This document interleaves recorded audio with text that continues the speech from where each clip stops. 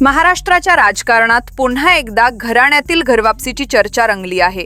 ज्येष्ठ नेते आणि मूळ राष्ट्रवादीचे अध्यक्ष शरद पवार यांचे निकटवर्तीय अरुणभाई गुजराती यांनी अखेर अजित पवार यांच्या नेतृत्वाखालील राष्ट्रवादी काँग्रेसमध्ये प्रवेश करण्याचा निर्णय घेतला आहे।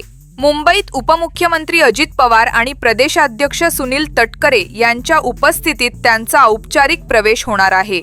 नगर परिषद आणि नगरपंचायतींच्या निवडणुकांचा कार्यक्रम जाहीर होताच पक्षांतराच्या उड्या वाढल्या आहेत। स्थानिक समीकरणे, भविष्यातील राजकीय गणिते आणि कार्यकर्त्यांचा दबाव यामध्येच अरुण गुजरातींचा निर्णय आकाराला आला। स्वतः गुजराती म्हणाले की शरद पवार साहेबांसोबतचा प्रवास सोन्यासारखा होता। मला मोठं शरद पवारांनी केलं, पुढे माझ्या कार्यकर्त्यांनी आणलं। दोघांमध्ये मी सँडविच झालो, पण कार्यकर्त्यांचा आग्रह मानून मी अजित पवारांसोबत जात आहे। राजकीय गलियाऱ्यात या निर्णयाच्या चर्चांना चांगलीच किनार मिळाली आहे।